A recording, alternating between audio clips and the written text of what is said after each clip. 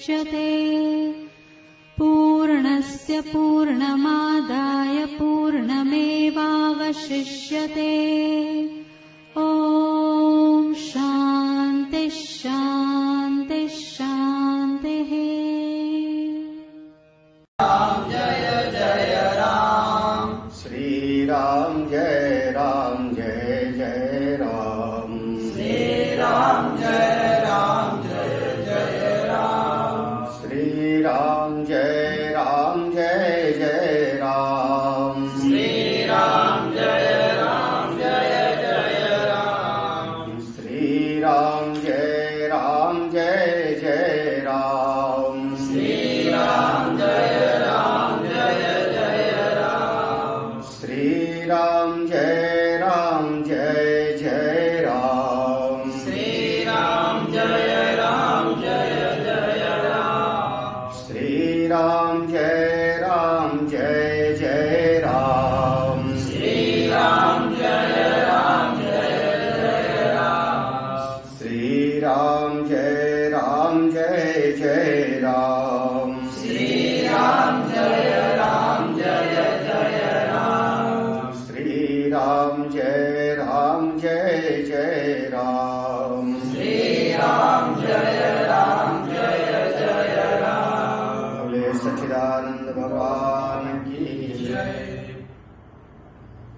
ओम पार्थाय प्रतिबोधितां भगवता नारायणेन स्वयं व्यासेन कृतिकां पुराणमुनिना मध्ये महाभारतम् अद्वैतामृतवर्षिणीं भगवतीम् अष्टादशाध्यायिनीम् अम्ब त्वामनुसन्दधामि भगवद्गीते भवद्वेषिणी। यं ब्रह्मा वरुणेन्द्ररुद्रमरुतः स्तुवन्ति दिव्यैस्तवैः वेदैः साङ्गपदक्रमोपनिषदैः गायन्ति यं सामगा। ध्यानावस्थिततद्गतेन मनसा पश्यन्ति यं योगिनो यस्यान्तं न विदुषुरासुरगणा देवाय तस्मै नमः। श्री भगवानुवाच नैव किञ्चित् करोमीति युक्तो मन्येत तत्त्ववेत् पश्यन् शृण्वन् स्पृशन् जिघ्रन् अस्नन् गच्छन् स्वपश्वसन् प्रलपन् विसृजन् गृह्णन् उन्निमिषन्निमिषन्नपि इन्द्रियाणीन्द्रियार्थेषु वर्तन्त इति धारयन् ब्रह्मण्याधाय कर्माणि सङ्गं त्यक्त्वा करोति यः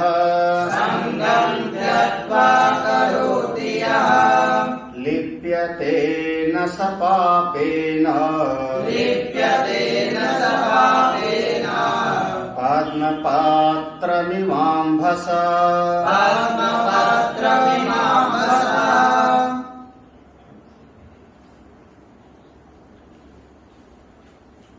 सभी आत्मस्वरूप संतजन भक्तजन, इस ब्रह्म विद्यापीठ में हम लोग बैठ करके श्रीमद् भगवद गीता के इस पंचम अध्याय का कर्म संन्यास योग का चिंतन कर रहे हैं।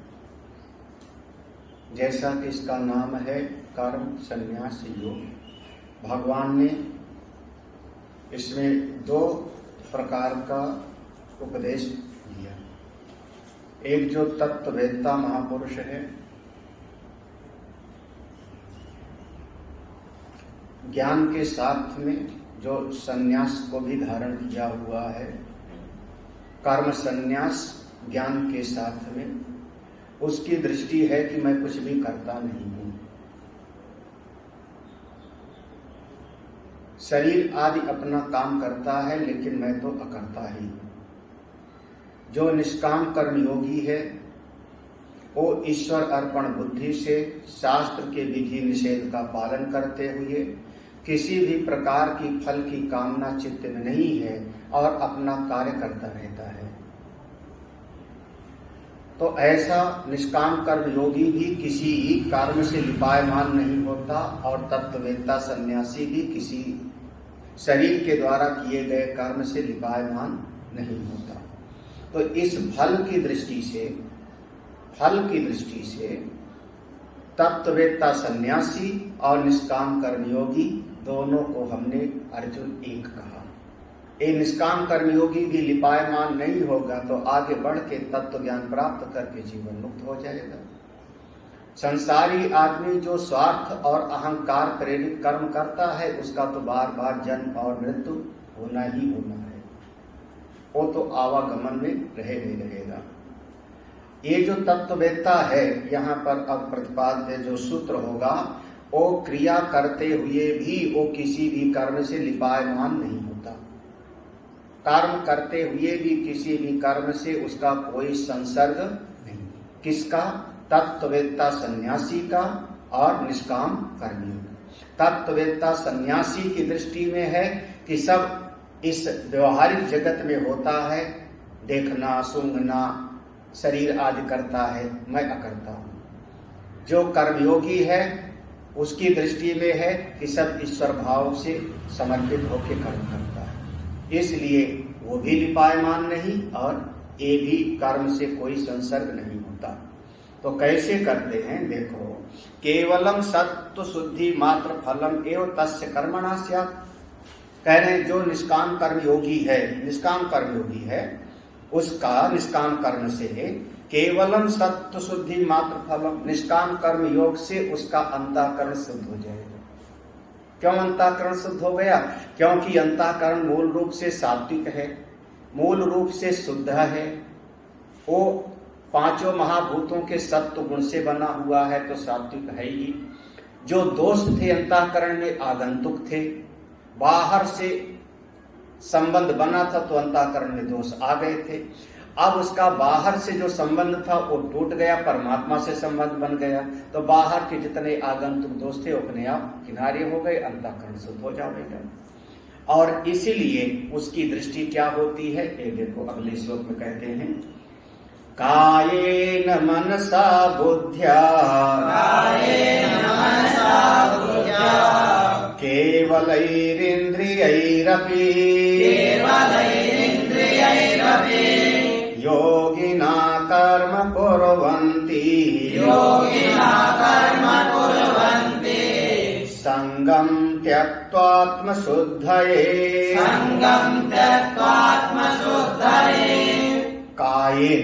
कायेन माने शरीर के द्वारा, काय के द्वारा।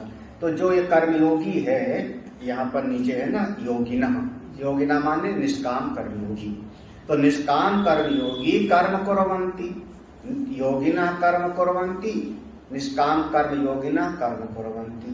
निष्काम कर्मयोगी कर्म करता है कैसे? कायेन शरीर से, मनसा मन के द्वारा, बुद्ध्या बुद्धि के द्वारा, केवलै इंद्रियै अपि केवल इंद्रियों के द्वारा भी, केवल इंद्रियों के द्वारा भी वो कर्म करता है। कैसे करता है? जब कर्म करता है तो कैसे करता है? संगम त्यक्त्वा, किसी कर्म से वो आसक्त नहीं होता, तब आत्मशुद्ध है, अंतःकरण उसका अपने यहाँ पे निर्मल हो गया।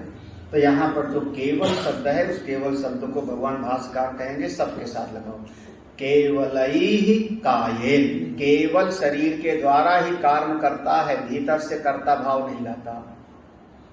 केवल ही मनसा, केवल मन के द्वारा ही कर्म करता है, अपने भीतर जरा भी कर्ता भाव को छूने नहीं देता मैं करने वाला। केवल ही बुद्धिया, केवल बुद्धि के द्वारा अपना कार्य करता है। और केवल ही इंद्रिय ही, इंद्रियों के द्वारा कर्म करता है। तत्व दृष्टि से वो जानता है कि मैं इन सब से अछूता हूं। तो यहाँ पर 4 चीज है, शरीर, मन, बुद्धि और इंद्रिय। अब इंद्रियों में सब आ गया, ज्ञानेंद्रियां भी और कर्मेंद्रियां भी। तो ये सब का सब अपना अपना कार्य करती रहती है। वो समझता है कि इनका काम है अपना करना, मैं तो अकर्ता स्वरूप आत्मा हूं। ऐसे भाव से निष्काम कर्म योगी भी इसी भाव से कर्म करता है, ईश्वर अर्पण बुद्धि से कर्म करता है।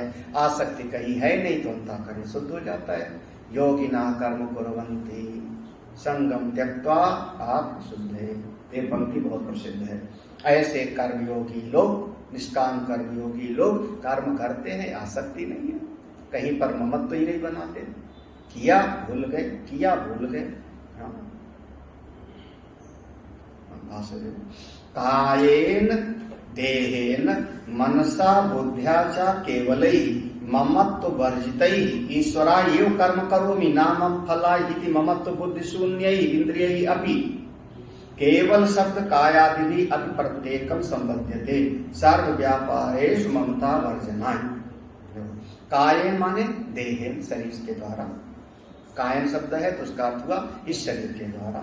मनसा बुद्धिया, ये दोनों शब्द है। मनस्या बुद्धिया च केवल, मन से बुद्धि से, और केवल शब्द है तो केवल शब्द का भाव किया ममत्व वर्जितै, किसी में भी ममता नहीं रखते। शरीर ने कोई कार्य किया तो नहीं कहते कि ये शरीर से हमने किया, ममत्व वर्जितै।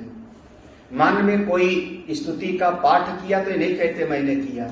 बुद्धि से किसी का विचार आदान प्रदान हुआ तो ये नहीं कहते ये मेरा विचार है, ये मैं आज नया नया विचार दे रहा हूं। ऐसा कोई उनके भीतर ममत्व नहीं। क्या भाव होता है? ईश्वराय एव कर्म करोमि, जो हो रहा है सब किसके लिए? ईश्वराय। ईश्वराय माने चतुर्थी, ईश्वराय, ईश्वर के लिए, संप्रदान। तो केवल ईश्वर के लिए ही कर्म हो रहा है। ना मम फला इति, हमको फल चाहिए नहीं और मिलता है तो नारायण इच्छा। हम अपने फल के लिए कर्म नहीं कर रहे हैं, किस लिए? त्वदीयम वस्तु गोविंद, तो समर्पण। प्रभु आपने हाथ दिया है, इस हाथ से सेवा करते हैं। आपने पांव दिया है, इस पांव से प्रदक्षिणा करते हैं। आपने नेत्र दिया है तो इस नेत्र से शास्त्र को देखते हैं, पढ़ते हैं। आपने जो सामर्थ्य दी है उस सामर्थ्य को आप ही के लिए लगा रहे हैं। वास्तव में जो सामर्थ्य हमको देता है उसकी भावना होती है कि मेरी दी हुई शक्ति का उपयोग मेरे लिए करो। ये सबके भीतर ये भाव होता है। अगर एक माता पिता बच्चे को मोटरसाइकिल खरीद के देते हैं, बच्चे को मोटरसाइकिल खरीद के दिया तो माता पिता के मन का भाव होता है कि बच्चा कम से कम हमारे काम कभी आवे। मोटरसाइकिल, हमको कहीं सत्संग में जाना है तो बच्चा हमको सत्संग में छोड़ आवे, कहीं अस्पताल जाना है तो बच्चा अस्पताल हमको ले जावे।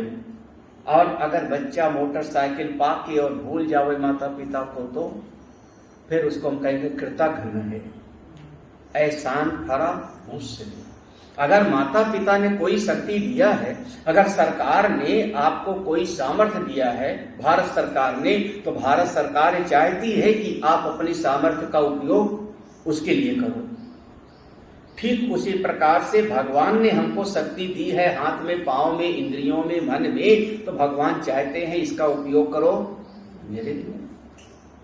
और जिस सामर्थ्य का उपयोग परमात्मा के लिए नहीं करोगे,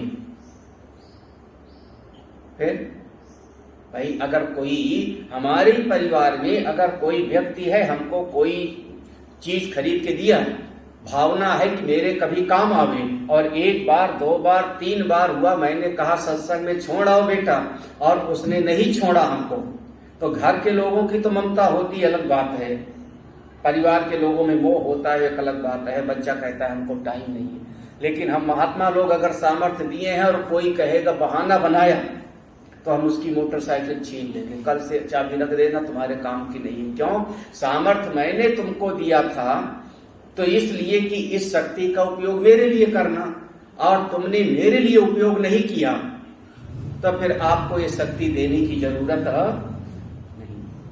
हाँ। संसार का, भगवान का किसी से बहुत मोह थोड़े है। जैसे माँ बाप मोह में पड़े रहते हैं, बच्चे उनका जो है नाटक दिखाते हैं और माँ बाप सह जाते हैं। भगवान का किसी से मोह नहीं है, किसी से भी नहीं। ना दत्ते कस्यचित् पापम न चैव सुकृतम विभुः, उनकी स्थिति ऐसी है। तो ऐसे परमात्मा है, ऐसे संत जन है। अगर भगवान ने हमको शक्ति दिया है और इस शक्ति को प्रभु के लिए नहीं लगाया, आंख दी है भगवान के लिए नहीं लगाया, तो क्या पता अगले जन्म में सूरदास बन के पैदा हो। तुमको आंख की जरूरत नहीं, हमने आंख दिया था, उस आंख का उपयोग तुमने मेरे लिए तो किया ही नहीं। हमने पांव दिया था चलने के लिए, जिंदगी भर तुम दौड़ते रहे, दुनिया का काम करते रहे, कभी हमारे मंदिर की प्रदक्षिणा किया तुमने? मैंने शक्ति दिया ना, और तुमने अगर मेरे काम नहीं आए तो मतलब तुमको शक्ति देने की जरूरत नहीं। हो सकता है अगले जन्म में लंगड़ा बन के पैदा हो जाओ, बचपन से ही पोलियो का शिकार हो जाओ, तो उस समय पर अपने कर्म को देखो। पूर्व में हमने कोई न कोई गलती की थी जिसका परिणाम हमको आज ही प्राप्त हो। तो किस लिए? जो निष्काम कर्मयोगी है वो क्या समझता है कि शरीर में, मन में, बुद्धि में, इंद्रियों में जो सामर्थ्य है प्रभु का दिया हुआ है, तो उन्हीं के लिए हम इसका सामर्थ्य का उपयोग करते हैं, यही बात है। फिर अपने लिए कोई नहीं, तो ना तो ममत्व है, देखो ना तो ममत्व है, और देखो ईश्वराय एव कर्म करोमि, प्रभु के लिए ही कर्म करता हूं, ना मम फला इति ममत्व बुद्धि शून्य, मैं अपने लिए कुछ नहीं कर रहा हूं, ऐसे ममत्व की बुद्धि नहीं, ममता की बुद्धि नहीं। ये बिल्कुल जीवन का सत्य है। संसार में बच्चे माँ बाप को इमोशनल ब्लैकमेल कर लेंगे, गुरुजी और भगवान के पास में इमोशनल ब्लैकमेलिंग नहीं चलती, वहां पर वो नहीं चलता। इसीलिए कई बार लोग कहते हैं कि वो तो बड़े निष्ठुर हैं। भगवान निष्ठुर नहीं है, दयालु है। उन्होंने सामर्थ्य दी है तो उसका सदुपयोग करिए। किसके लिए? प्रभु के लिए। बिल्कुल सीधी सी बात है। आपको शक्ति दी, सम्मान दिया, आपको पावर दिया, तो आप प्रभु के लिए उपयोग करो। और नहीं करोगे नहीं। हमने अपने ट्रस्ट में किसी को एक पद पर रखा अपने संस्था में, इसलिए कि हमारे ट्रस्ट की सेवा करे, हमारे आश्रम की सेवा करे, यही तो, इसीलिए तो उसको पद दिया। कभी अध्यक्ष बनाया, कभी सचिव बनाया, और वो हमारे आश्रम की सेवा ना करे तो हम उसको ट्रस्ट से निकाल बाहर करें। इसीलिए ना, हमारे शरीर में कोई एक अंग है, हमने डॉक्टर से कोई शरीर में एक अंग लगवाया, इसलिए कि हमारे शरीर का ध्यान रखे, पेस मेकर लगवाया, वो हमारे शरीर की भलाई के लिए। और वही चीज शरीर का काम ना करे, ठीक ना करे, भला ना करे, तो हम शरीर से निकाल बाहर करें। दांत अगर हमारे लिए ठीक ना करे, दांत निकलवा देंगे, उसमें क्या है। तो ये सारा जगत हम जिसके लिए शक्ति देते हैं उसके लिए सदुपयोग करना चाहिए। सीधी सी बात है, बिल्कुल। यहाँ 2 और 2 4 ही है, कोई यहाँ पर कम ज्यादा नहीं। ईश्वराय एव कर्म करोमि, यहाँ ईश्वर के लिए ही कर्म करते हैं। क्यों? शक्ति दी हुई किसकी है? उनकी। बस एक लाइन में, जिसकी शक्ति दी हुई है उसके लिए उपयोग करना चाहिए, और कोई इसमें कोई कठिन बात नहीं है, बहुत सरल बात है। और नहीं करोगे वो शक्ति परमात्मा फिर छीन, फिर वो शक्ति छीन लेंगे। हम लोग भी संस्था से हम बाहर कर देते हैं। हमारी संस्था के लिए काम नहीं करेगा तो हमारे संस्था में पद के लिए लायक कहाँ है? फिर बाहर किया हमने उसको, ये होता है। बिल्कुल उसी प्रकार से भगवान कहते हैं, जैसे आप समझना, जिस समय पर बाली को भगवान ने मारा तो बाली कहता है, मैं बैरी सुग्रीव पियारा, कारण कवन नाथ मोहि मारा। तो और भगवान उत्तर देते हैं वहां पर, लेकिन मूल रूप से बात है कि वो कहता है, बाली कहता है कि धर्म हेतु अवतारे हो गोसाई, हे राम, धर्म की रक्षा के लिए आप अवतार लिए हो। हते हु मोह व्याध की नहीं, हमको तुमने बहेलिए कि जैसे मारा। ये क्यों? क्योंकि आप तो धर्म की रक्षा के लिए आए, पीछे छुप के क्यों मारा? हम बंदर हैं क्यों मारा? अरे आपको सीता चाहिए थी तो आप हमसे बता देते, मैं रावण को तो 6 महीना कांख में दबाया था, पकड़ के लाता उसकी मुंडी आपके सामने। हाँ, तब भगवान का मूल बात वहां पर जो भाव है, भगवान कहते हैं हमारा अवतार धर्म के लिए है, तो तुम किस लिए आए थे? अपना बताओ। जिस समय सारे देवता ब्रह्मा से जाके प्रार्थना किए, महाराज रावण बहुत बढ़ गया है, आप कृपा करो, सब देवताओं ने मिलके जय जय सुरनायक की स्तुति गाई। भगवान ने आकाशवाणी किया, घबराओ मत, मैं अवतार लूंगा, सबका भला करूंगा, रावण का वध करूंगा। उसके बाद सब देवता जाने लगे तो ब्रह्मा जी ने कहा, जितने हो देवता लोग सुनो, काम करेंगे प्रभु, लेकिन भगवान के कार्य में सहायता के लिए सारे देवता बंदर भालू बनकर के प्रकट हो, भगवान के काम में सब सहायता करो। जितने बंदर भालू थे उन्होंने सीधे सबसे पहले ब्रह्मा जी की तरफ देखा, महाराज दूसरे को बंदर भालू कह रहे बनो, और आप रावण को वरदान आप ही दे के आए थे। ब्रह्मा जी ने कहा, मैं अपने अंश से पृथ्वी पर हूं, जांबवान के रूप में भगवान के काम में सहायता करूंगा, मैं स्वयं ही जांबवान के रूप में रह के सेवा करूंगा। तब देवताओं ने कहा, ये इंद्र सबसे ज्यादा तो इसी को सिंहासन का खतरा लगता है, देवताओं का राजा है। जितने देवता थे तो इंद्र ने कहा मैं भी आऊंगा। वही इंद्र बाली बन के आया, सूर्य देवता सुग्रीव के रूप में आए, अंश रूप में, अश्वनी कुमार नल्लील के रूप में आए, सारे बंदर भालू भगवान के देवता के अवतार हैं। तो ये जो इंद्र है वही इंद्र बाली के रूप में आया है। सूर्य देवता अपने अंश से सुग्रीव के रूप में आए हैं। तो भगवान का कहना है, बाली तुम शरीर धारण किए हो तो तुम भूल गए पुरानी बात ना, क्योंकि तुम, अगर मैं धर्म की रक्षा के लिए आया हूं तो तुम काहे के लिए आए हो? जिस समय ब्रह्मा ने कहा था सब अवतार लो, तो उस समय तुम भी तो आए थे कि धर्म की रक्षा में सहायता करोगे, आए थे तो इसीलिए ना। और यहां आकर के जिसको मारने के लिए आए थे उसी से तुमने जाके मित्रता बना लिया। हम लोग आए थे रावण का नाश करने के लिए और तुमने जाके रावण से दोस्ती बना ली। तो ये तो ठीक नहीं। हमारे यहाँ का राजदूत दूसरे देश में जावे तो हमारी भाषा बोले, अगर उनसे दोस्ती कर ले वहां की भाषा बोलने लगे तो हम उस राजदूत को बुला लेंगे। ठीक उसी प्रकार से अगर हमने कोई शक्ति दिया है तो उसका उपयोग किसके लिए करो? एक लाइन में है, हमने सामर्थ्य दी है तो उपयोग हमारे लिए करो। नहीं करोगे, नहीं करोगे छीन लिया जाएगा, नहीं करोगे तो छीन लिया जाएगा। सीधा सीधा है। यही कारण है, पैदा होते बच्चा लंगड़ा पैदा हुआ, लूला पैदा हुआ। हाँ, मन को भगवान से लगाया नहीं उसने, भगवान ने शक्ति दिया था, अगले जन्म में जन्म होते मंद बुद्धि का हो गया, जन्म लेती मंद बुद्धि का बच्चा है। अब लोग हम कहते हैं बताओ बच्चे का क्या अपराध है? अरे हम एक जन्म थोड़े देखते, हम तो कई जन्म देख रहे हैं। अवश्य में भोक्तव्यम कृतम कर्म शुभाशुभम। तो इसलिए ईश्वराय एव कर्म करो ना मम फलाय। बहुत बढ़िया शब्द है। मैं अपने लिए नहीं, किसके लिए?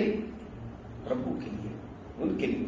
इति ममत्व बुद्धि शून्य, ऐसा ममता की बुद्धि से रहित होकर के, मैं करने वाला है इस बुद्धि से रहित होके, इंद्रिय अपि, इंद्रिय माने इंद्रियों के द्वारा भी, ऊपर जो है ना काये माने शरीर, मन, बुद्धि और इंद्रियों के द्वारा भी। यहाँ केवल शब्द है ना, तो कह रहे केवल शब्द कायादि भी अपि प्रत्येकम संबध्यते सर्व व्यापारेषु ममता वर्जना। केवल शब्द को सबके साथ जोड़ दो।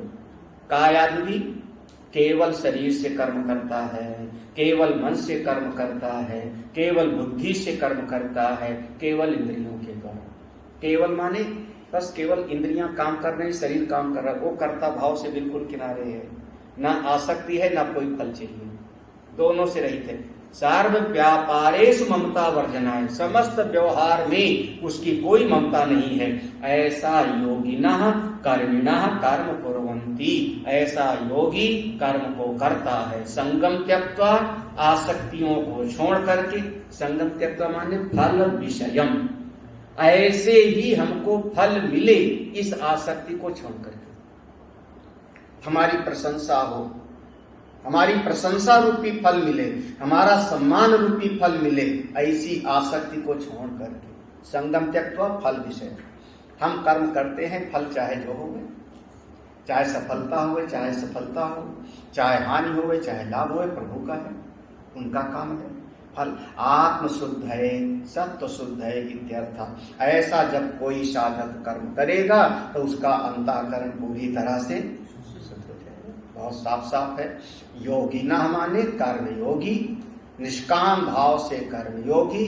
जब कर्म करता है तो समझता है भगवान का दिया हुआ शरीर है, शरीर से सेवा हो रही, भगवान का दिया हुआ मन है, मन से पूजा हो रही, उपासना हो रही, भगवान की दी हुई बुद्धि है, बुद्धि से भगवान का चिंतन मनन हो रहा है, भगवान की दी हुई इंद्रियों में शक्ति है, इंद्रियों से भगवान की आराधना हो रही है। हमको कुछ नहीं चाहिए, जो चाहिए प्रभु ने दिया स्वीकार लो। ना कहीं पे संग है, ना ममता है, ना फल की आसक्ति है, तो अपने आप अंतःकरण उसका शुद्ध हो। कितना बढ़िया, इतना आसान सा। फिर उसको ना तो भीतर सुख है, ना दुख है, ना पाप है, ना पुण्य है, अपनी महिमा में रहता है। इसलिए अर्जुन देखो, जैसे पढ़ते हो ना, कर्मण्येवा कर्मणि एव अधिकारस्ते, कर्मणि एव, कर्म में ही तुम्हारा अधिकार है। तो कौन से कर्म में? मोह में पड़ने वाला कर्म नहीं, कर्म में ही तुम्हारा अधिकार है। तो नहीं कि बच्चे को पालते पालते बुढ़े बन जाओ, इस कर्म में अधिकार नहीं है। इस प्रकार के कर्म में अधिकार है। वहां पर लोग उसको समझते हैं कि देखो भगवान ने कहा कर्मणि एव अधिकार, तो मैं बस चला ही जा रहा हूं। इसका मतलब नहीं, इसका मतलब कि इस निष्काम कर्म योग का अधिकार करो, ये करना है। देखो इसलिए कह रहे तस्मात् तत्र एव तव अधिकारः इति पूर्व कर्मयोग, इसलिए तस्मात्, इसलिए तत्र एव, ये निष्काम भाव से कर्म करने में ही तव अधिकार, तुम्हारा अधिकार है, यही तुमको करना है। इति पूर्व कर्मयोग, इसलिए तुम ऐसे ही कर्म, ऐसा कर्म करोगे, तुम्हारा अंतःकरण निर्मल हो जाएगा, शुद्ध अंतःकरण से ज्ञान प्राप्त करोगे, मुक्त हो जाओगे। कोई कठिन थोड़े है। लेकिन जहां तुमने अहमता बनाई, ममता बनाई, मैं आया, मैं ऐसा कर दूंगा, मैं वैसा कर लूंगा, हमको यही फल चाहिए, आप बस बंध जाओगे, फिर बंध जाओगे। मैं बना आया, अपनी पसंद आई, शास्त्र किनारे अपनी पर, हमको ये अच्छा लगता है।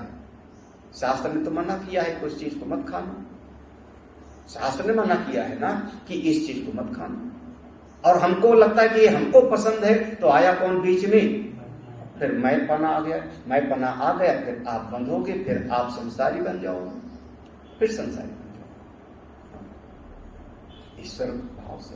इसीलिए कहा शास्त्रीय कर्म, शास्त्र के द्वारा अनुमोदित कर्म। अगला श्लोक, यस्माच्च, क्योंकि एक बात और है, युक्ता कर्म फलम त्यक्त्वा, युक्ता कर्म फलम त्यक्त्वा शान्तिमाप्नोति नैष्ठिकी, शान्तिमाप्नोति नैष्ठिकी, अयुक्ता कामकारेण, अयुक्ता कामकारेण फले सक्तो निबध्यते, फले सक्तो निबध्यते।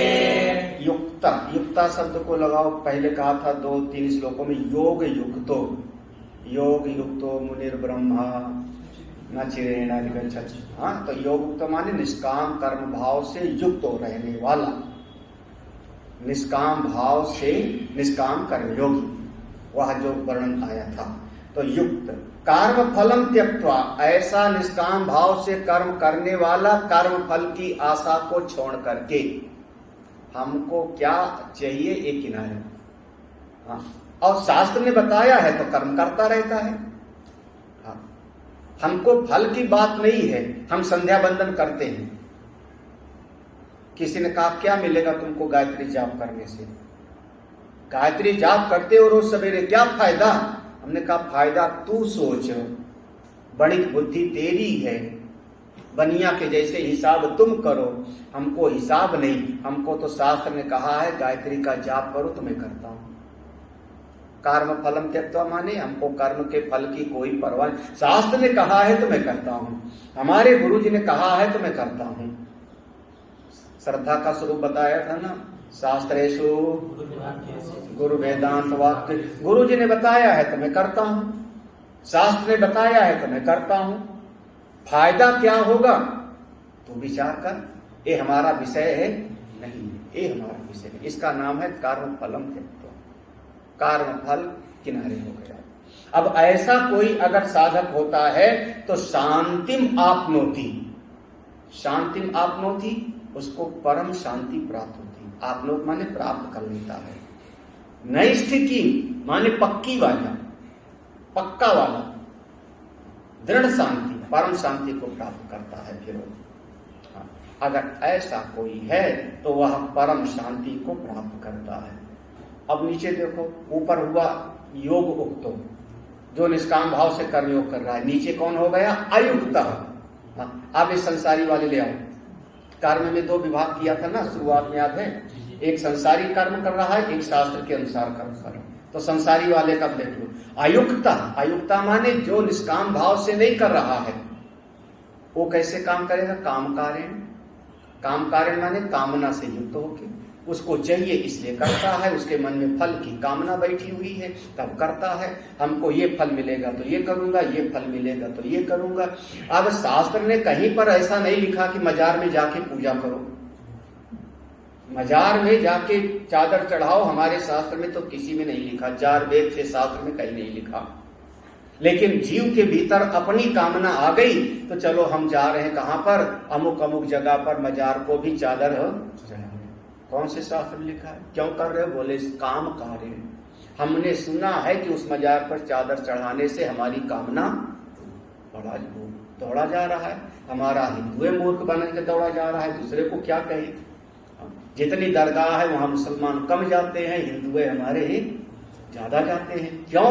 काम कार्य, शास्त्र की विधि का वो पालन नहीं कर रहे, शास्त्र को जानते भी नहीं और ठीक से पालन भी नहीं, अयुक्ता काम कार्य। तो ऐसे लोग क्या होगा? फले सक्तो निबध्यते, वो फल की आसक्ति में बंध जाएंगे। संसारी आदमी फिर कर्म करेगा, कर्म से फल मिलेगा, उस फल को भोगेगा, फिर उस भोगते भोगते फिर मन में संस्कार पड़ेगा, फिर संस्कार पड़ेगा तो फिर कर्म करेगा, फिर कर्म करेगा तो फिर फल भोगेगा, फिर मन में संस्कार पड़ेगा और बार बार जन्मेगा और इसी का नाम है बंधन। नहीं समझ आया? अरे हमारे मन में कामना आई कि हम जाके वहां पर चाट खा के हमें, कहां? हर की पौड़ी पर चोटी वाला के यहाँ, एक चोटी वाला की दुकान में कचौड़ी खा के आवे, है ना? अब इस कामना के कारण हम गए गंगा जी नहाने। गंगा जी नहाने का प्रयोजन नहीं था, प्रयोजन क्या था? चोटी वाला के यहाँ पर जाकर के कचौड़ी खाना है। अब भले चले गए गंगा जी में, डुबकी भी लगा ली आपने, लेकिन मन में कामना किसकी थी? वहां जाके चोटी वाला के यहाँ खाए, बड़ा स्वादिष्ट लगा, बहुत अच्छा लगा, आए आए इतना अच्छा लगा कि और तो कहीं बाजार में मिलता ही नहीं। अब वहां से लौट के घर आए, 2-4 दिन के बाद फिर मन में आएगा, वो याद आएगा बार बार, वहां वाला जो है कचौड़ी बहुत अच्छी थी, वहां वाले, फिर वहां जाओगे 2-4 दिन, फिर वहां से आओगे, फिर पैसा लेके फिर वहां जाओगे, तो बार बार आप वहां पर दौड़ेंगे। जैसे हम दुकान पे बार बार दौड़ के जाते हैं, वैसे यह जीव बार बार इस संसार में दौड़ के आता है। इस संसार में सुख मिला, उस सुख के लिए कर्म किए, मन में बैठ गया, फिर से आओगे और जन्म मरण आपका समाप्त।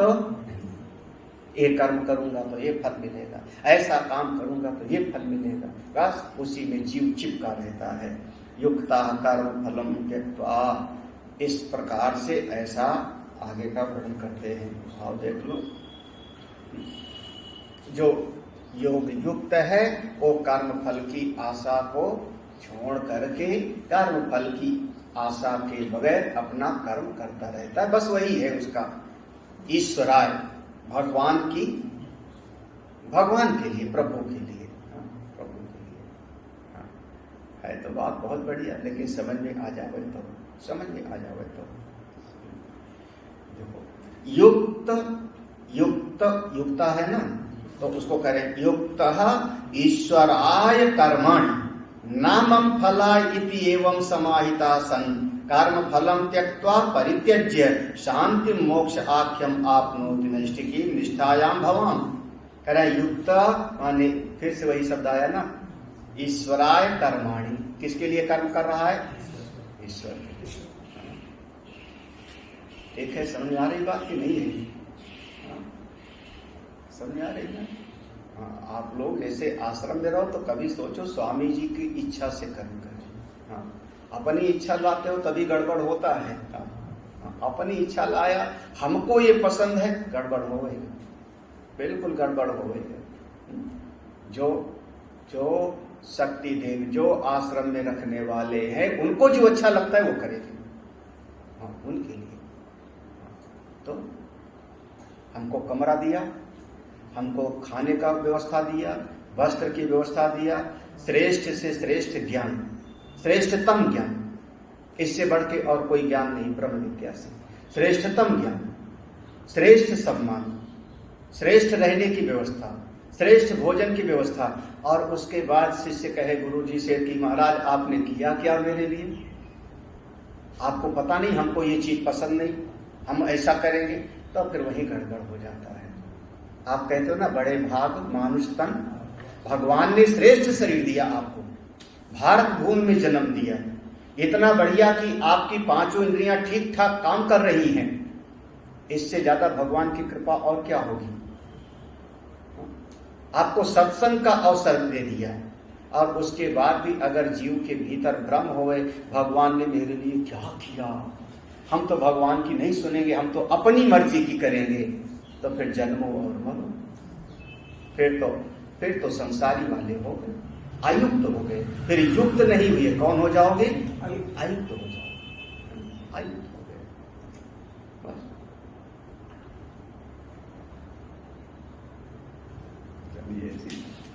तो हाँ, इस पंक्ति का हुआ ना। अब आगे देखो, इस जो युक्त है उसके लिए एक कह दी, सत्व शुद्धि ज्ञान प्राप्ति सर्व कर्म संन्यास ज्ञान निष्ठा क्रमेण इति वाक्य शेषा। ये जो नैष्ठिकीम है ना, इसके साथ में एक शब्द और जोड़ लो तो अर्थ समझे। शांतिम आपनोति नैष्ठिकीम, शांतिम आपनोति नैष्ठिकीम, नैष्ठिकीम शांति को प्राप्त करता है। तो वहां पर वाक्य शेषा माने ये वाक्य वहां पर और जोड़ लो। कैसे शांति प्राप्त करेगा? तो करें सत्व शुद्धि, ये जब निष्काम भाव से कर्म करेगा, ईश्वर अर्पित भाव से, तो उसका अंतःकरण सत्व शुद्धि। ज्ञान प्राप्ति, अंतःकरण शुद्ध हो जाएगा, तब वो गुरु जी के पास जाएगा, तो क्या होगा उसको? ज्ञान की प्राप्ति। सत्व शुद्धि के बाद में ज्ञान प्राप्ति होगी।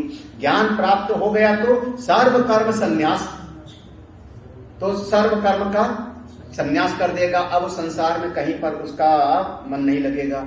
और तब ज्ञान निष्ठा, तब उसकी ज्ञान में निष्ठा, क्रमेण, क्रम से उसको नैष्ठिकीम शांति की प्राप्ति हो। ये नहीं कि आज वो ईश्वर भाव से जल चढ़ा दिया और आज शांति हो जावे।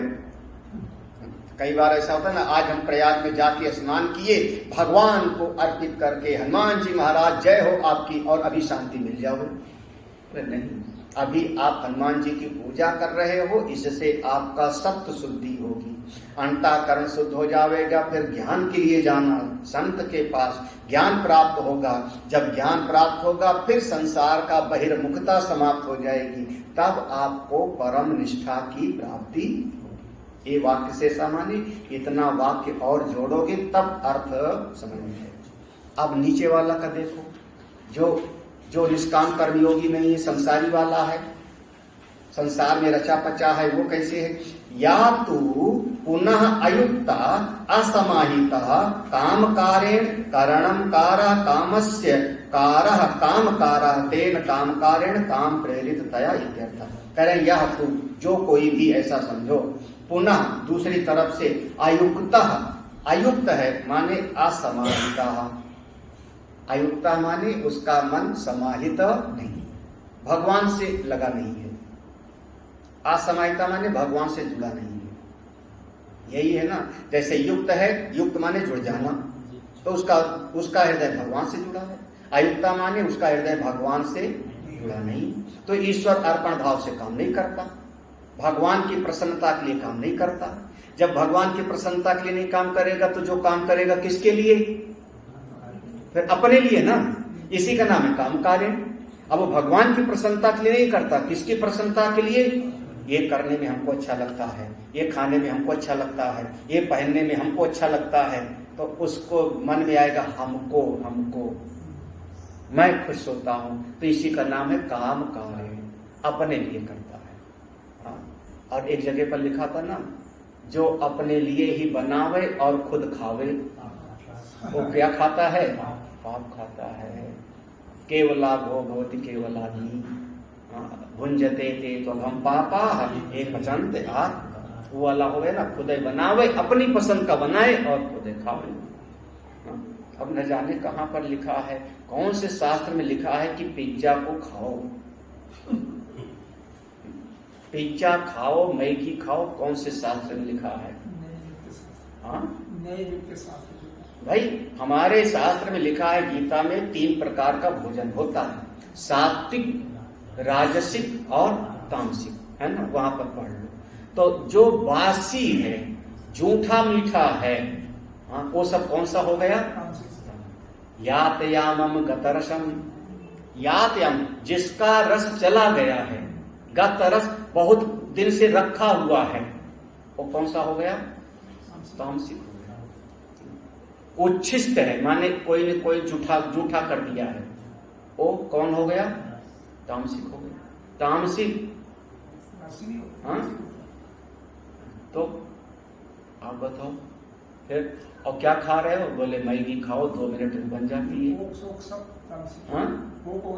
सब कोका कोला ये घोर तामसिक है, लिम्का छोड़ के, क्योंकि लिम्का मैं पीता हूँ।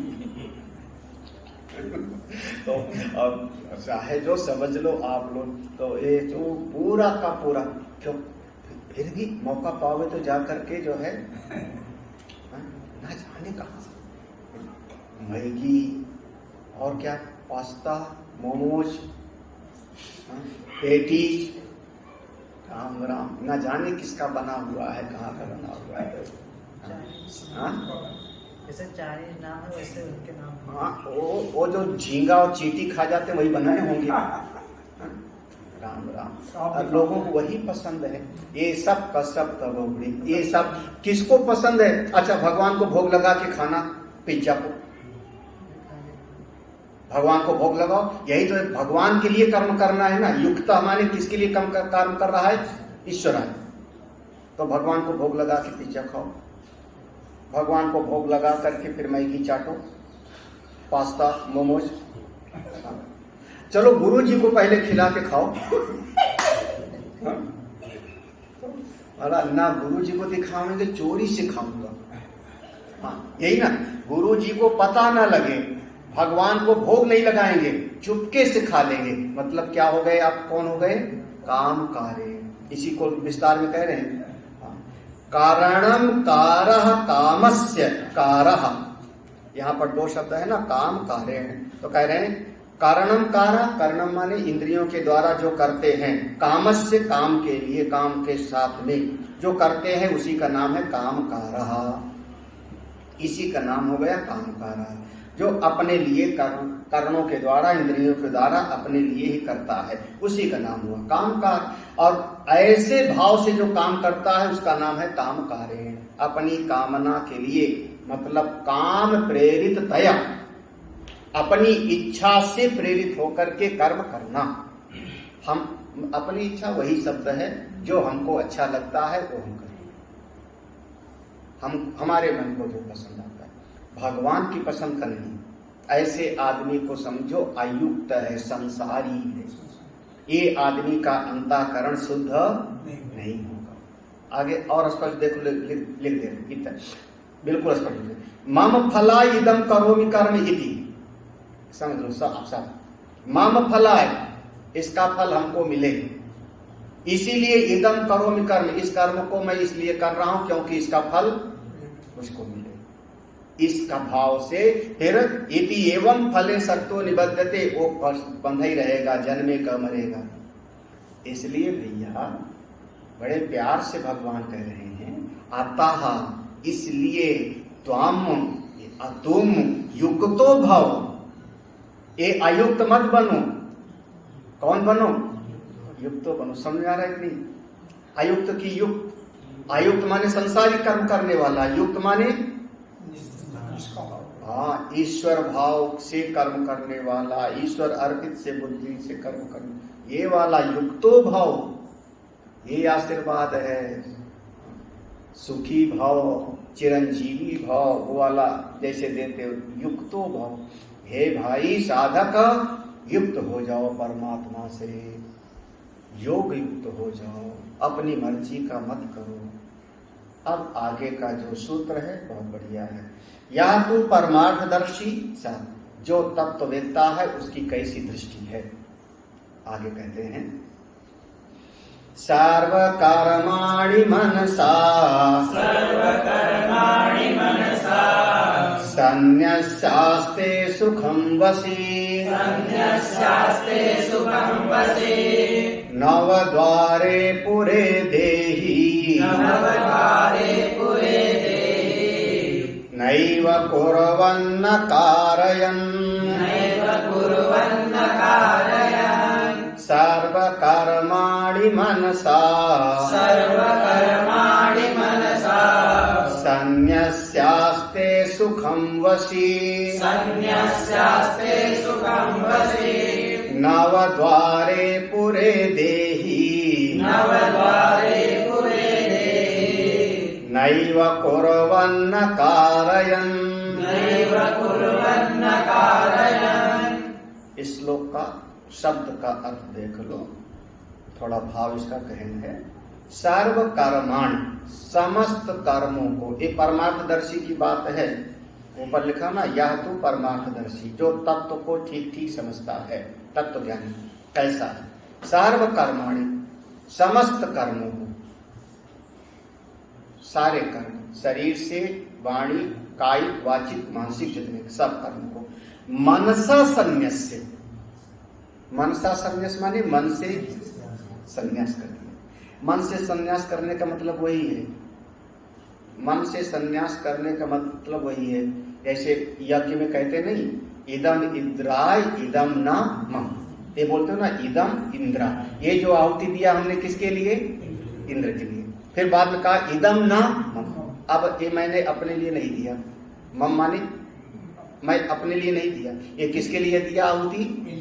हर आहुति के बाद ये बोलते हैं, हाँ, लेकिन उसका मतलब नहीं समझते। इदम, ये देवता के लिए दिया, ये मैंने अपने लिए, यही तो हो गया। ईश्वर भाव से अर्पित कर्म किया, हमको फल की कोई कामना नहीं, यही तो है कर्म का रहस्य पूरे जीवन।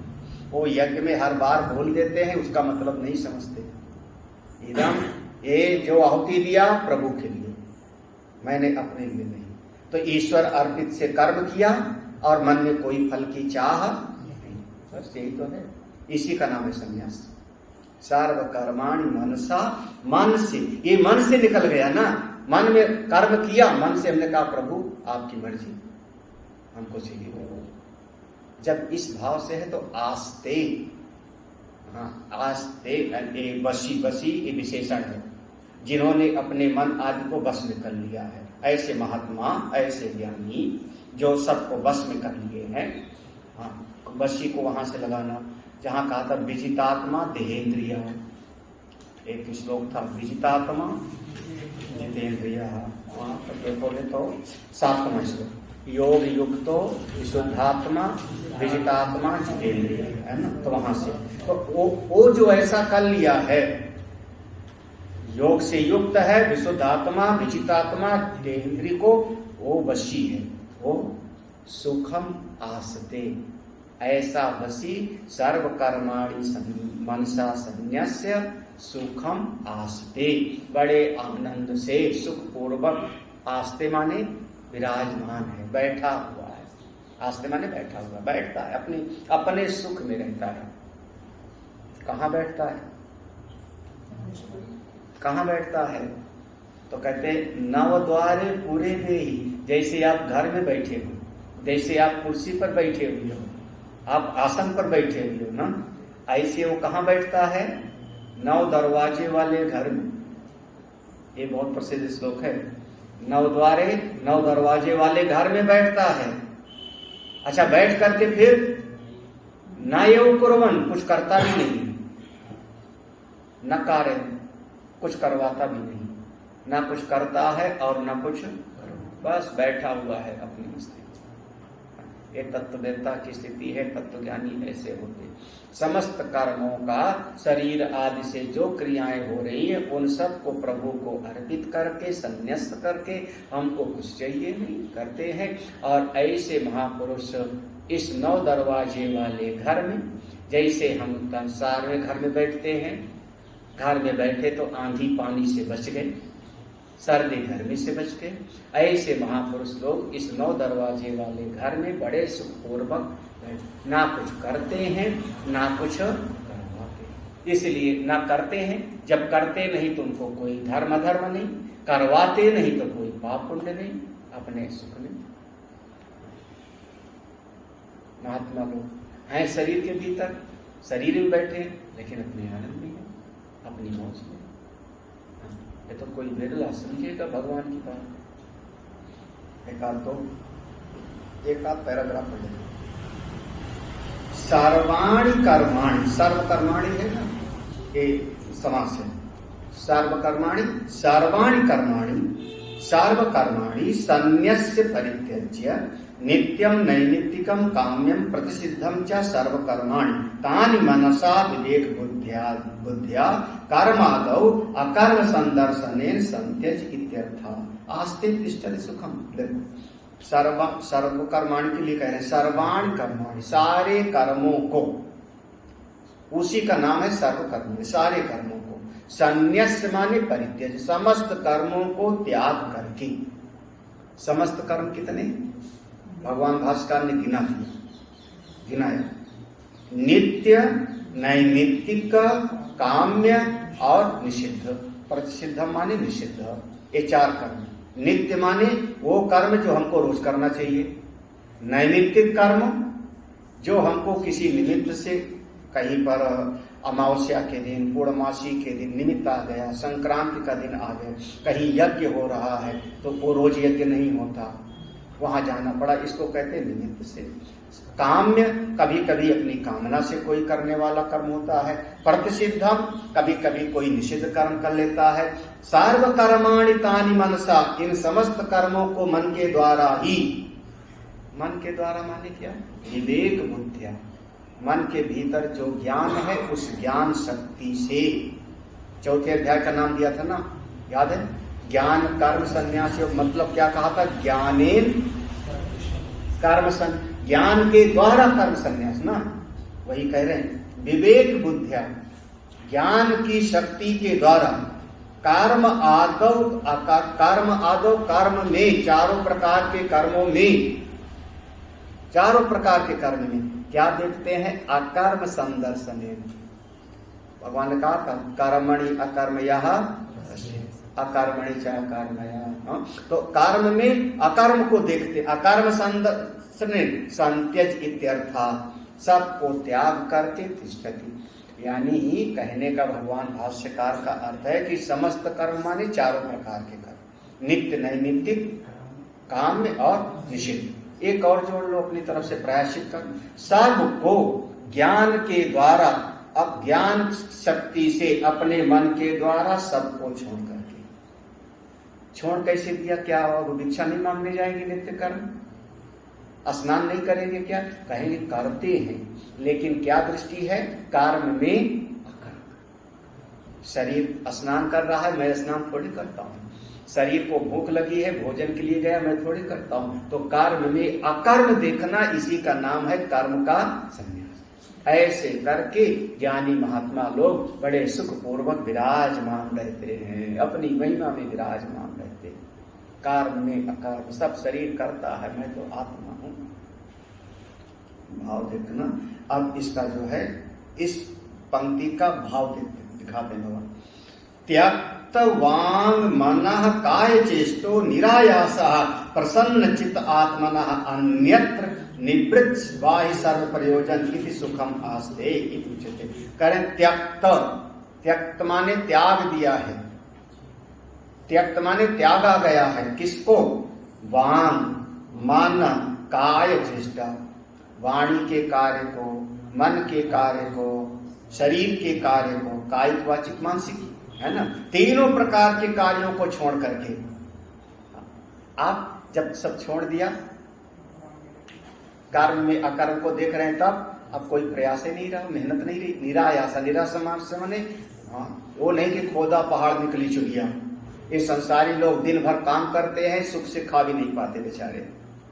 सवेरे से शाम तक बैल के जैसे, गधा के जैसे जुटे रहते हैं, खाते समय भी फोन पर बैठ करके हिसाब किताब करेंगे, चैन से खाने का भी सुख नहीं। और संसारियों वाला नहीं। कौन है ये? निरायासा, कोई काम नहीं, बिल्कुल हल्के हैं, सब छोड़ करके अपनी महिमा। निरायासा मतलब आयास रहित, प्रयास रहित, प्रसन्न चित्ता। देखो बहुत है, जब कायिक वाचिक मानसिक सबको किनारे कर दिया तो प्रसन्न चित्ता। क्यों? आत्मनः अन्यत्र निवृत्त बाह्य सर्व, अपनी आत्मा के अलावा और कोई प्रयोजन ही नहीं रहा किसी से ना।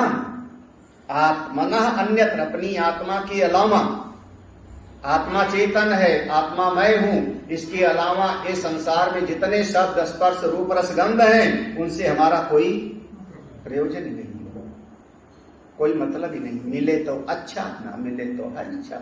शरीर का जैसा प्रारब्ध होगा मिल जाएगा, हम उसमें परवाह ही नहीं करते। जब ये चाह नहीं है, प्रयास ही नहीं, तो ऐसा महापुरुष फिर क्या बोले? सुखम आसते, वही सुख पूर्वक बैठ सकता है। जिसके मन में बहुत सारी कामनाएं होगी, वो सुख पूर्वक बेचारा बैठ ही नहीं सकता। कैसे बैठेगा सुख पूर्वक? 1 घंटा सत्संग कह दो सुख से बैठो, तो सत्संग में नहीं बैठ पाता। बड़ा काम है, आपके पास टाइम होगा सत्संग सुनना, मेरे पास टाइम नहीं है, बहुत बिजी आदमी है। अब बात हो गई काय के लिए? मतलब काम कर रहा हूं, किस लिए? खाने के लिए, और खाते समय उसको खाने तक का स्वाद पता नहीं। अरे पागल आदमी, कौन कर सकता है सब? वशी, जिसने अपने मन को बस में कर लिया। वशी जितेंद्रिय इत्यर्थ। क्वा कथम आस्ते इतिहास करें, वशी माने जो अपने आप को बस में। इसके पहले था ना योग युक्तो विशुद्धात्मा विजितात्मा जितेंद्रिय, तो वशी मतलब वही वाला जितेंद्रिय जो है, जितात्मा है वो। अच्छा, क्वा कथम आस्ते, वो कहाँ बैठता है? क्वा माने कहाँ बैठता है? कथम माने कैसे? वो जो महापुरुष है कहाँ बैठता है, कैसे बैठता है? तो कहते हैं ये शरीर नव द्वारे पूरे, इस श्लोक में है ना नव द्वारे पूरे, तो इस श्लोक का पूरा नव द्वारे पूरे, 9 दरवाजे वाले महल में, सप्त शीर्षाण्यानि आत्मन उपलब्धि द्वाराणि अर्वाक द्विमूत्र पुरीश विसर्गार्थे तई द्वारई 9 द्वारम पुरम उच्यते। 7 सिर में है, सप्त शीर्षाणी, 7 सिर में दरवाजे हैं। हाँ, कैसे हैं? 7 जो सिर में है वो कैसे हैं? कहते हैं भाई देखो, इन्हीं से आत्मनः उपलब्धि द्वाराणी, इसी से आप समझ लेते हो कि आदमी जिंदा है। आत्मनः उपलब्धि द्वाराणी माने आपके जीवन की निशानी यही है, जिंदा है। कैसे? कहां से देखोगे? देख रहा है। हाँ, कोई मरने वाला हो तो उसके पास जाके क्या पूछते हो? पहचान रहे हो उसको? पहचान रहे हो, यही ना, देख रहे हो उसको। हमारी बात सुन रहे हो बाबा जी? हाँ, मतलब अगर कान से सुनाई पड़ रहा है उसको, तो क्या है वो? जिंदा है। तो 2 कान, 2 आंख, और नहीं तो नाक के पास रुई लगा के देखा, हाँ, जिंदा है कि नहीं है? अगर नहीं आ रही तो आत्मना मने अब उसका चला गया है। यही मतलब, अगर नाक से चल रहा है तो हम कहेंगे आदमी ये जिंदा है, आत्मना उपलब्धि द्वारा नहीं। एक 2 नाक के छेद, 2 कान के छेद, 2 आंख के छेद और एक मुंह, कितना हो गए? 4। जब तक खाता है तब तक जिंदा है जीता है तो खाता है, खाता है तो जीता है, ऐसा बृहदारण्यक उपनिषद में आया था ना, याद होगा। जीता है तो खाता है, खाता है तो जीता है। तो 7 ऊपर हो गए, 2 दरवाजा नीचे हो गया। अर्वाक, अर्वाक माने नीचे, कौन? 2 मूत्र पुरीश विसर्गार थे, एक उपस्थ और जननेन्द्री। जननेन्द्री से मूत्र का त्याग करते हैं और पुरीश माने मल का त्याग करते हैं गुदा से। तो ये 2 दरवाजे नीचे हो गए, 7 हो गए ऊपर, टोटल हो गए कितने? 9 द्वारम पुरम उच्यते। ये शरीर क्या हुई? 9 दरवाजे वाला महल हो गया।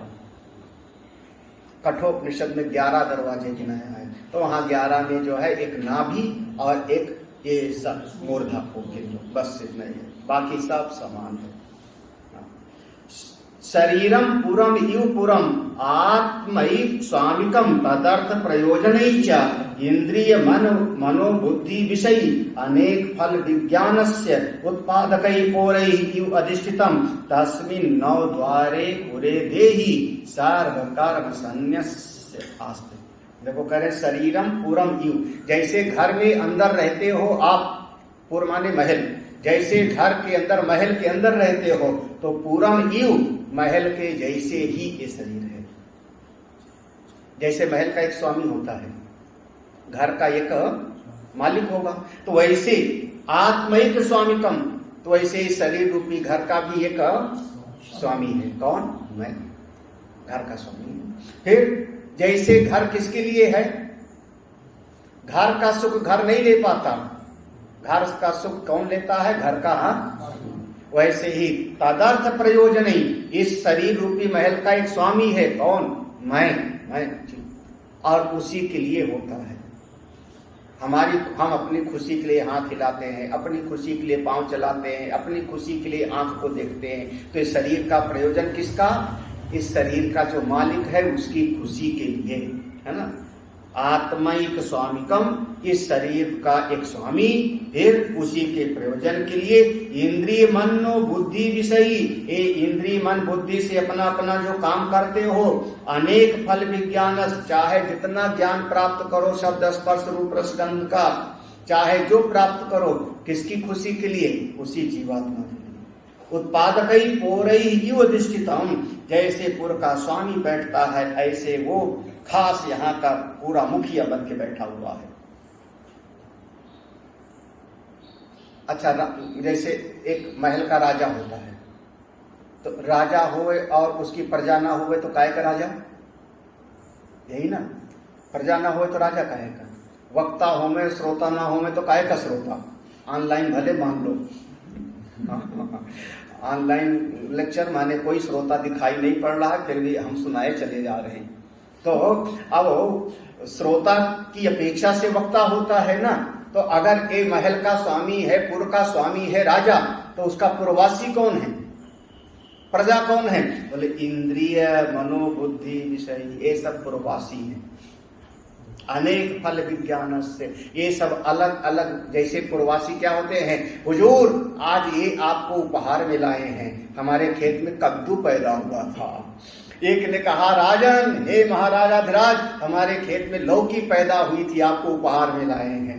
एक व्यापारी ने कहा हम हीरे मोती आपको उपहार में लाए हैं, यही तो देख करेंगे राजा को ना। तो सारे राज्य के व्यापारी लोग कर के रूप में उपहार ला ला के देते हैं। ऐसे ये जो शरीर का मालिक है, इसको कौन देते हैं? बोले इंद्रिया, इंद्रिय ये हमारी इंद्रियां क्या करती हैं? हे मालिक, ये लीजिए, आपको लाल रंग वाला दिखा रहे हैं, पीला रंग वाला दिखा रहे हैं। किसने? इंद्रिय, आंख ने उपहार दिया। कान वाले ने कहा ये बढ़िया संगीत सुना रहे हैं आपको, सुन लो महाराज। तो ये आपको ला के दे रहे हैं क्या? उपहार। अनेक फल विज्ञान उत्पादकई पोरई, यही सब हमारी प्रजा हैं।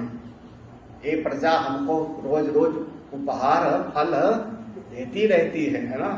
आंख, नाक, कान, त्वचा सुख देती रहती हैं और राजा बना बैठा मैं बहुत खुश होता हूँ। बहुत बढ़िया, बहुत बढ़िया, और लाओ, और लाओ, और लाओ, हाँ, और लाओ। अधिष्ठितम तस्मिन्, इस शरीर में, 9 दरवाजे वाले शरीर में, 9 द्वारे पूरे देही, इसी शरीर में वो ज्ञानी भी, जैसे संसारी बैठा होता है वैसे वो ज्ञानी भी इसी शरीर में। वो सर्व कर्म संन्य, ज्ञानी संन्यास नहीं कर पाता, वो ज्ञानी, और ज्ञानी सबको संन्यास करके इसी शरीर से पूरा हो गया। आज तक पूरा हो गया। ऊपर की पंक्ति का एक पंक्ति छोड़ करके, ये चौथा चरण, नयु कुर्वन् न कारयन्, ये छोड़ करके पूरा अर्थ हो गया। यहाँ बीच में एक प्रश्न उत्तर आ गया कि अज्ञानी भी शरीर में बैठता है, ज्ञानी भी शरीर में बैठता है। शरीर में तो दोनों होंगे ना, तो फर्क क्या है ज्ञानी और अज्ञानी में? विशेषता क्या है? ज्ञानी भी शरीर में रहता है, ज्ञानी भी शरीर में रहता है, महात्मा जी भी शरीर में ही है, संसारी भी शरीर में है। तो भगवान ने ये जो कहा कि पूर्व में पुरुष पूर्व को बैठता है, तो अज्ञानी भी तो बैठता है इसी शरीर में। तो दोनों में अंतर कैसे समझें? तो बढ़िया भगवान भाष्यकार ने समझाया है। ओम